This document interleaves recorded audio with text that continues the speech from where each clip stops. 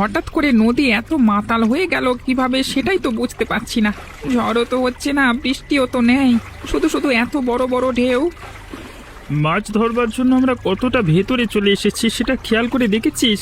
এখানে তো বড় ঢেউ হবে। আরে আমাদের নৌকাটা তো ছোট, সেজন্য বেশি দোল খাচ্ছে। আমার তো ভীষণ ভয় লাগছে, কখন যেন নৌকাটা ডুবে যায়। আমি নিজেও তো সেই ভয়ই আছি। এই তাড়াতাড়ি জালটা তোল তো, জালটা ফেলে এভাবে চলে যাওয়া যাবে না।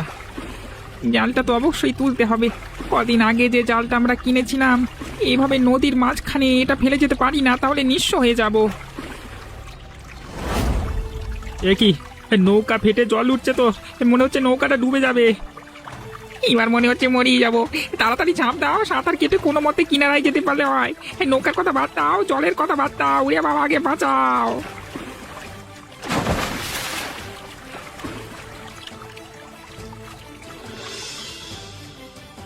নিশ্চয়ই মা বাবার আশীর্বাদ ছিল হয়তো, এই জন্য এ যাত্রায় বেঁচে গেছি। কিভাবে যে বাঁচলাম ওপরওয়ালাই ভালো জানে, তিনি চেয়েছিলেন বলেই আমরা বেঁচে আছি। এ যাত্রায় বেঁচে আছি সেটাই অনেক। কিভাবে যে বাঁচলাম ওপরওয়ালাই ভালো করে জানেন, তিনি হয়তো আমাদের বাঁচিয়ে দিয়েছেন। আমি তো খুবই ভয় পেয়েছিলাম, মনে হচ্ছিল এই যাত্রায় বুঝি জীবন নিয়ে আর বাড়ি ফেরা হবে না। হে বাবা, হে বাবা। সব কিছু আমাদের শেষ হয়ে গেল গো। নতুন জালটা ছিল, নৌকা ছিল, সব কিছু এক নিমেষেই শেষ। আমরা নিঃস্ব হয়ে গেলাম। জীবন যেহেতু বেঁচেছে, ওসব আবার সব কিছু কোনো না কোনোভাবে তৈরি করতে পারবো আমরা। জীবন একবার চলে গেলে সেটা আর ফিরে পাওয়া যেত না। ওপরওয়ালার কাছে কৃতজ্ঞতা প্রকাশ কর, তিনি এখন আমাদের বাঁচিয়ে রেখেছেন। সেটা তুমি একদম ঠিক কথাই বলেছ। তুমি ছিলে বলে আমি কিছুটা সাহস নিয়ে সাঁতার কেটে এখানে আসতে পেরেছি। একা হলে নিশ্চয়ই মারা যেতাম, সত্যি বলছি। তোকে কি বলবো, আমি নিজেই তো ভয় পেয়ে গেছি। মনে হচ্ছিল মরে যাব, এত বড় ঢেউ মাথার উপরে আছড়ে পড়ছিল। আমার শরীরটা তেমন একটা ভালো লাগছে না, প্রচন্ড পানি ঢুকেছে পেটের মধ্যে। বাড়িতে গিয়ে কিছুক্ষণ আবার বিশ্রাম নিতে হবে। চলো চলো, তাড়াতাড়ি বাড়িতে ফিরে যাই আমরা, চলো। আমার নিজেরও তো বিশ্রাম নেওয়া দরকার। চলো চলো, তাড়াতাড়ি চলো, তাড়াতাড়ি চলো। কি গো, তোমার এই অবস্থা হয়ে গেছে কেন? নদী থেকে একসাথে গোসল করে ফিরলে নাকি? আমার তো মনে হচ্ছে গোসল করে ফেরোনি, শরীরে এখনো ময়লা লেগে আছে। তোমার কি হয়েছে বলো তো? কিছু হয়েছে নাকি? তোমাকে দেখে তো খুবই ক্লান্ত মনে হচ্ছে। আর বলো না, এতক্ষণে নিশ্চয়ই তুমি বিধবা হতে কান্নায় ভেঙে পড়তে গো। ওপরওয়ালা আছেন এবং হয়তোবা তুমি আমার জন্য প্রার্থনা করো, সেজন্যই আমি বেঁচে ফিরেছি, না হলে আজকেই মরে যেতাম। এসব কি কথা বলছো? কিছুই তো বুঝতে পারছি না। কি হয়েছে তোমার? আমাকে সবটা খুলে বলো। আমি আর দুলাল মাঝ নদীতে গিয়েছিলাম আমাদের সেই ছোট্ট নৌকা নিয়ে মাছ ধরতে। হঠাৎ করে কোত্থেকে এত বড় বড় ঢেউ চলে আসলো, কিছুই বুঝতে পারলাম না। 1 মিনিটের মধ্যে আমাদের নৌকার তলা ফেটে জল ঢুকতে শুরু করলো। কিছুক্ষণের মধ্যে আমাদের নৌকাটা মাঝ নদীতে ডুবে গেল। ওপরওয়ালার কৃপায় কোনো মতে আমরা সাঁতার কেটে নদীর কিনারায় এসে পৌঁছেছি। আমার তো কিছু হয়নি, এখনো তো আমি বেঁচে আছি গো। যা বিপদ হয়েছে সেগুলো কেটে গেছে, তুমি কান্নাকাটি করো না। তোমার আর কখনো নদীতে মাছ ধরার দরকার নেই। কবে যে তুমি সত্যি সত্যি ডুবে মারা যাবে আমি নিজেও বলতে পারছি না। আমি বিধবা হব, তোমাকে আমি কোনোভাবে হারাতে চাই না। আমরা গরিব মানুষ, এভাবে কষ্ট করেই খেতে হয়। তবে অত নদীতে যাওয়া আমার উচিত হয়নি। এরপর আর কোনোভাবেই আমি অত দূর মাছ ধরবার জন্য যাবো না। তুমি চিন্তা করো না গিন্নি। আমি চিন্তা না করলে তোমার জন্য আর কে চিন্তা করবে শুনি? তুমি তাড়াতাড়ি এখনই ঘরে চলো। তোমার এই জামা কাপড়গুলো ভেজা, এখনই পাল্টাতে হবে, না হলে যে তোমার ঠান্ডা লেগে জ্বর আসবে। আচ্ছা আচ্ছা, ঠিক আছে, চলো চলো চলো চলো।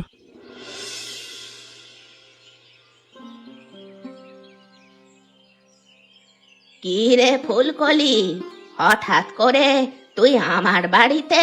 তোকে তো আজকাল তেমন একটা আমার এখানে দেখতেই পাই না। কোথায় থাকিস তুই? আমি তো তোমার এখানে আসতে পারিনি আমার কাজের জন্য। তুমি তো আমার ওখানটায় যেতেই পারো, তুমিও তো আর ওখানে যাও না। তোর একারই বুঝি কাজ থাকে? আমার বুঝি কাজ থাকতে পারে না? আমি বুঝি পুরো গ্রাম ঘুরে বেড়াই শুধু সব সময়, তাই না? তুমি একা মানুষ, তোমার সংসার নেই, তুমি তো ঘুরেই বেড়াও। আমার তো সংসার আছে, সবকিছু দেখতে হয় আমার। হয়েছে হয়েছে, বুঝেছি। ওরকম ছুঁতা দিলে সব কিছুই ছুতো দেওয়া যায়। এখন হঠাৎ করে কি জন্য এসেছিস সেটা বল। আমার স্বামী অসুস্থ হয়ে পড়েছে, তার জ্বর এসেছে। তোমার কাছে তো জ্বরের বড়ি আছে, সেখান থেকে আমাকে দুটো দাও না। এখন পয়সা নেই যে বাজার থেকে কিনে আনবো। আমার কাছে যে জ্বরের বড়ি আছে এসব কথা কে বলেছে তোকে? কোত্থেকে জানলি তুই? এটা আবার কারো বলতে হবে নাকি? এটা আমি এমনিতেই জানি তোমার কাছে আছে, সেটা জেনেই আমি এসেছি। মিথ্যা কথা বলবে না কিন্তু। তাড়াতাড়ি দাও বলছি বুড়িমা। তোদের জন্য আমি কিনে রেখেছি নাকি? আমি যখন অসুস্থ হয়ে যাই তখন তো তোরা আমাকে কিচ্ছু দিস না। আমরা এসে তো তোমাকে দেখে যাই। আমরা যদি না থাকতাম এতদিনে তো মরে পড়ে থাকতে। হারামজাদি, তুই আমার মজা নিয়ে মশকরা করছিস তাই না?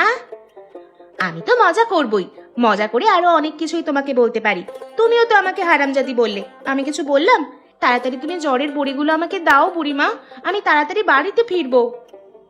সেটা তো ফিরবি, তবে শীতের দিনে জামাই নিমন্ত্রণের কি ভেবেছিস? তোর তো মেয়ের জামাই আছে, আসবে কবে? এখনো কিছু ভাবতে পারিনি গো। জামাইদের যদি এই শীতে নেমন্তন্ন না দিস তাহলে কিন্তু তারা রাগ করবে। এটা কিন্তু আমাদের গ্রামের নিয়ম, সব জামাইদের নেমন্তন্ন করা। আগে আমার নিজের জামাইটা সুস্থ হোক, তারপর মেয়ের জামাইয়ের কথা চিন্তা করব। তুমি এখন বড়িগুলো দাও তো।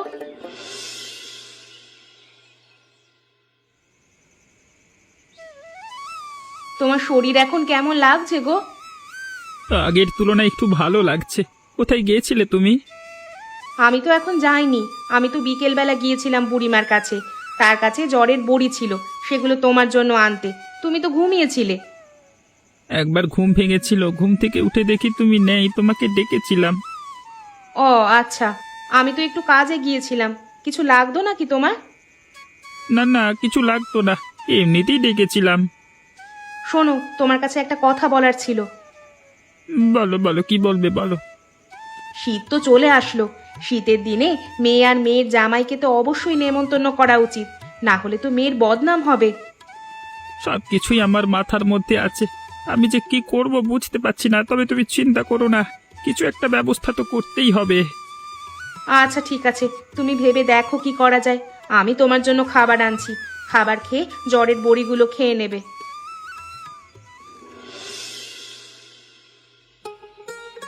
কি গো মতিনদা, তুমি নাকি অসুস্থ? যে পরিমাণ পানি খেয়েছি রে, পানির মধ্যে ছিলাম, অসুস্থ হওয়া স্বাভাবিক। তো শরীর কেমন? তুই তো অসুস্থ হসনি নাকি? আমি অবাক হচ্ছি কেমন করে অসুস্থ না হয়ে পারলাম। ওপরওয়ালার আশীর্বাদ আছে, বুঝলে তো। আচ্ছা আচ্ছা, তাহলে বুঝি আমাদের উপর ওপরওয়ালার আশীর্বাদ নেই, আমরা বুঝি পাপিষ্ঠ বান্দা, তাই না?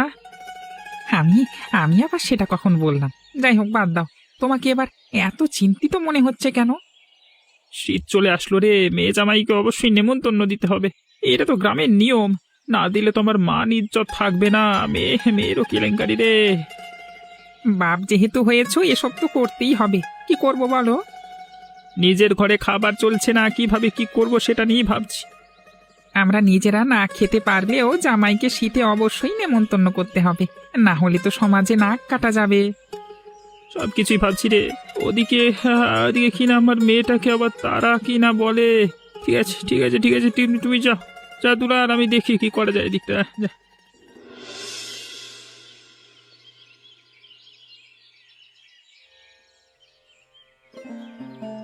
কি গো মা, কি হয়েছে? তুমি এভাবে আমাকে ডাকছো কেন? তোর সাথে কথা না থাকলে এমনিতে এমনিতে আমি তো আর তোকে ডাকছি না, নিশ্চয়ই কথা আছে। কেন রে, তোর সময় হচ্ছে না আমার কথা শোনার? তেমন কিছু না, আরো কাজ আছে, সেজন্য যাবো ভাবছি। কিন্তু তুমি এমন ভাবে ডাকছিলে, মনে হচ্ছে খুবই গুরুত্বপূর্ণ বিষয়। যাই হোক, যেহেতু ডেকেছো এসেও পড়েছি, সেহেতু তোমার কথা বলো, সেগুলো আগে শুনি। আচ্ছা, আমি এখন তোর মা হয়েছি, আমার কথা শোনার সময় তোর হচ্ছে না। নিজের বউয়ের সাথে তো সারাদিন বক বক বক বক করতে থাকিস, কথাই বলতে থাকিস। তোমার এই একটা সমস্যা আছে, কি কথার মধ্যে কি কথা বলে ফেলো সেটা আমি নিজেও বুঝতে পারি না। কেন ডেকেছো সেটা বলো। শীত তো চলে এসেছে, সব গ্রামের জামাইদের শ্বশুর বাড়িতে নেমন্তন্ন দিচ্ছে। তোকে তো এখনো কোনো নেমন্তন্ন দিল নাকি রে? তো শ্বশুর বাড়ির লোকেরা আছে নাকি মরে টরে গেছে? সে ব্যাপারে আমি তো কিছু বলতে পারছি না। ময়না তো তেমন কিছু আমাকে বলেনি এখনো। বলেনি? তার জন্য এভাবে চুপচাপ বসে থাকলে তো আর হবে না, তুই গিয়ে জিজ্ঞেস কর। যেভাবেই হোক এসব আদায় করে নিতে হবে, না হলে কিন্তু জামা হিসাবে তোর কোনো দাম থাকবে না, বলে দিলাম। আচ্ছা ঠিক আছে মা, আমি দেখবো ব্যাপারটা। এখন তো কাজে যাব, রাতে এসে সব ব্যাপারে কথা বলবো, ঠিক আছে? আচ্ছা ঠিক আছে, বলিস।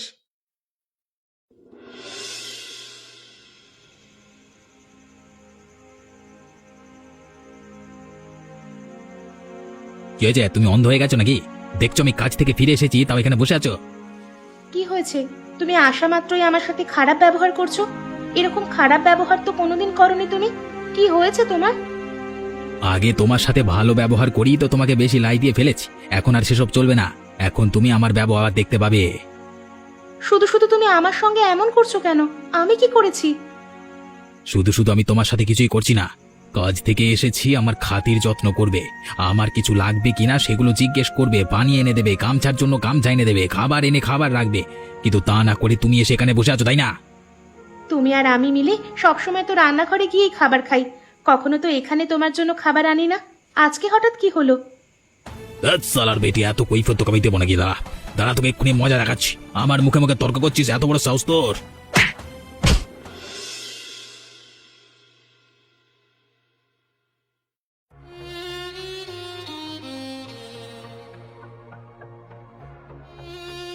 বেলা কত হয়েছে সে খবর আছে? তুমি এখনো এখানে বসে বসে রান্না করছো? আজকে একটু রান্না করতে দেরি হয়ে গেছে মা, শরীরটা তো তেমন ভালো নেই। তোমার শরীর আবার কোন দিন ভালো থাকে? আমার শরীর সবসময় ভালো থাকে, আজকেই শুধু ভালো নেই। আপনার ছেলেকে জিজ্ঞেস করুন না আমার শরীরের এই অবস্থা কেমন করে হয়েছে। হয়েছে, আমার ছেলেরা দোষারোপ করতে হবে না। আমার ছেলে যা করেছে ঠিক কাজই করেছে, তোমাদের সঙ্গে এমনটাই করা উচিত। আপনার ছেলে এমন একটা বাজে কাজ করছে, আপনি কিনা সেটা সাপোর্ট করছেন? আমি তো ভেবেই অবাক হচ্ছি। কালকে যে তোমাকে আমি ইচ্ছে মতো মেরেছি, সেসব ভুলে গেছো নাকি? এখন আবার সেই একই ভাবে মায়ের সাথে তুমি মুখে মুখে জবাব দিচ্ছ? এত বড় সাহস হয়ে যাচ্ছে তোমার দিন দিন, না? বুঝলি তো তোকে আমি কেন বলেছি এই মেয়েকে ঘরে রাখা চলবে না? এক্ষুনি এই মেয়েকে বাড়ি থেকে বের করে দে বলছি। এখনই তুমি আমার বাড়ি থেকে বেরিয়ে যাও, কখন আর এখানে ফিরে আসবে না। আমি আর কখনো তোমাদের সাথে মুখে মুখে তর্ক করব না। দরকার হলে আমাকে আরো মারো, তাও আমাকে বাড়ি থেকে বের করে দিও না। দয়া করো আমার উপর একটু। তোর ওপর আবার দয়া? এখনই বাড়ি থেকে বের হয়ে যা, না হলে কিন্তু তোকে আমরা মেরেই ফেলবো। তাড়াতাড়ি বলছি, বের হ হতচ্ছাড়ি। কি রে ময়না, তোর এই অবস্থা কেন? হঠাৎ করে তুই আমাদের বাড়িতে? কিছু বললি না, জানলাম না, শুনলাম না, চলে আসলি। আমাকে ওরা মেরে বাড়ি থেকে বের করে দিয়েছে মা, আমাকে আর ও বাড়িতে যেতে নিষেধ করেছে।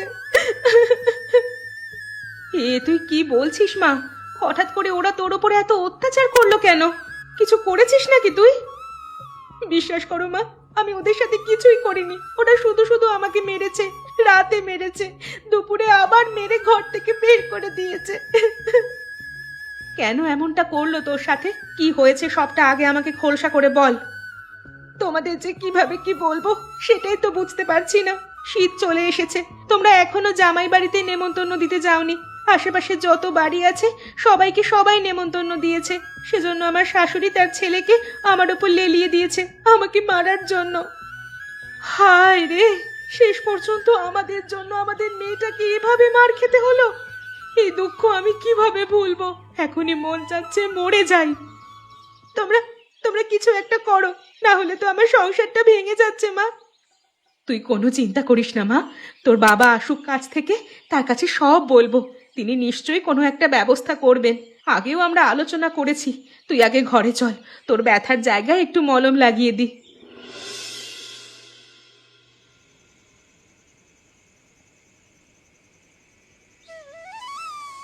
বাবা, বাবা তুমি এসেছো? আমি তো সেই কখন এসেছি, তোমার জন্যই অপেক্ষা করছি। তুমি এত রাত করে ফিরলে যে? আরে মা, তুই তুই কখন আসলি রে মা? কই তোকে একা দেখছি, জামাইকে তো দেখছি না, জামাই আসেনি। তোমরা যদি শীতে জামাইকে নেমন্তন্ন না দাও তাহলে কিভাবে আসবে? সে তো আর একা একা এই বাড়িতে হেঁটে চলে আসতে পারে না। সবটাই আমি বুঝতে পারছি, সেজন্য দিন রাত খেটে কাজ করছি মা। কোনো একটা ব্যবস্থা আমি করব, তুই চিন্তা করিস না। আমি কি জন্য এসেছিস সেটা বল। মেয়েটা ইচ্ছে করে আসেনি, ওরা মেয়েটার ওপর অত্যাচার করেছে, মেয়েটাকে নাকি মেরেছে। মেয়েটার গায়ে অনেক ক্ষতের চিহ্ন আমি দেখতে পেয়েছি। মেয়ের এই কষ্ট কোনোভাবেই আমার সহ্য হচ্ছে না। কদিন আগেই তোমার সাথে এই ব্যাপারে কথা বললাম, তুমি কিছু করতে পারলে? আমি তো চেষ্টার কোনো কমতি রাখছি না। দেখছো তো কিভাবে কাজ করে যাচ্ছি। কিছু টাকা হাতে এসেছে, আরো কিছু টাকার দরকার। আরো কয়েকটা দিন অপেক্ষা করতে বলো না। অপেক্ষা করতে করতে ওরা আমার মেয়েটাকে মেরে ফেলুক, তাই না? তুমি তো সেটাই চাও, আমার মেয়েটা মরে যাক। তুমি এটা কেমন কথা বলছো? তোমার একার মেয়ে নাকি আমারও তো মেয়ে। আমি তো সর্বোচ্চ চেষ্টা করছি, এখন কি করব বলো তো। মা, তুমি বাবার সাথে এরকমটা করো না, বাবা তো চেষ্টা করছে। যাই হোক, আমি এটাই জানাতে এসেছিলাম, বাবার যেহেতু আরো কয়েকটা দিন সময় লাগবে, কিছু তো করার নেই। তুই কোনো চিন্তা করিস না, কালকেই চলে যাস। মানুষ না হলে খারাপ বলবে রে। আমি কদিনের মধ্যেই চলে আসবো রে মা। আচ্ছা ঠিক আছে বাবা, আমি সকালেই চলে যাব। আমার জন্য তোমার মান ইজ্জতের কোনো সমস্যা হবে না। কি গো গিন্নি, তুমি এখানে বসে আছো কেন? মেয়ের সাথে একসাথে ভাত খাবো, তাড়াতাড়ি ভাত বেড়ে দাও সবাইকে। কি হলো মতিনদা, এ কয়দিন তো ভালোই কাজ করছো, আজকে তো আবার দেখছি তোমার মন খারাপ, কি হলো? কদিন আগে মেয়েটা এসেছিল, ওরা নাকি মেয়েটার উপর খুবই অত্যাচার করেছে। কিছু টাকার প্রয়োজন, কিছে করব।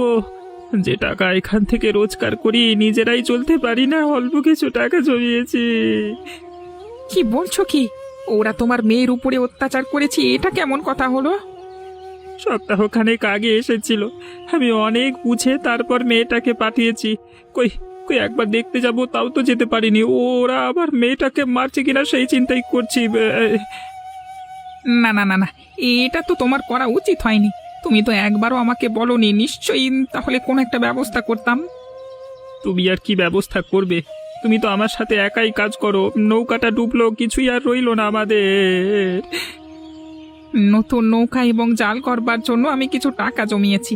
তুমি আপাতত আমার কাছ থেকে সেই টাকাগুলো নিয়ে তারপর তোমার মেয়ের বাড়িতে যাও, বাকিটা পরে দেখা যাবে। না না না না, এটা কোনোভাবেই হয় না। তুমি আর না করো না তো, এখন যেটা সবচেয়ে গুরুত্বপূর্ণ সেটা আগে করো, পরেরটা আমরা পরে দেখে নেব। কিভাবে যে তোকে ধন্যবাদ দেবো রে দুলাল। আমাকে ধন্যবাদ দিতে হবে না, যেটা করতে বলছি সেটা করো। এখনই বাড়ির উদ্দেশ্যে রওনা দাও তুমি। না না, এখন যাব না, কাজটা শেষ করে সন্ধ্যে যাব। কালকে মেয়ের বাড়িতে যাবো। তাহলে আর কথা বাড়িও না, কাজে লেগে পড়ো। এখন আমি কি করব? ময়নাকে তো আমি মেরেই ফেললাম, বিশ্বাস করো আমি ইচ্ছে করে মারতে চাইনি। কিভাবে যে লাঠি দিয়ে আঘাত করে ফেললাম আমার মাথার মধ্যে। যা হয়েছে হয়ে গেছে, এসব নিয়ে এখন আর চিন্তা করতে হবে না। মেরে ভালোই করেছিস, আপদ বিদেয় হয়েছে। জানাজানি হলে পুলিশ এসে আমাকে ধরে নিয়ে যাবে, কি করব মা? আমি থাকতে তোর কিছুই হবে না, সবটা আমি দেখছি। তুই একটা বস্তার মধ্যে এই লাশটা ঢোকা আগে।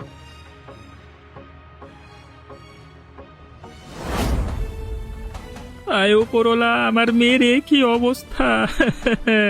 আমার মেয়ে কি বেঁচে নেই? ওরা আমার মেয়েকে মেরে ফেলেছে। হায় হায় হায় হায়, এ কি হলো? আমার মেয়েটাকে তোমরা এইভাবে মেরে ফেললে? আমরা তো তোমাদের নিমন্ত্রণের জন্য এসেছিলাম, তোমরা আর দুদিন অপেক্ষা করতে পারলে না? আমার মেয়েটা কি দোষ করেছিল? বিশ্বাস করুন, বিশ্বাস করুন, আমি ইচ্ছে করে মারতে চাইনি। কিভাবে কি হয়ে গেল ডিজি বুঝতে পারলাম না। মা আমাকে বলেছিল ওকে একটু সাহায্য করবার জন্য। আমি বলেছিলাম একটু শায়েস্তা করার জন্য, এজন্য তুই মেরে ফেলবি, আবার আমাকে দোষারোপ দিচ্ছিস। কারো দোষারোপ দেওয়ার কোনো লাভ হবে না।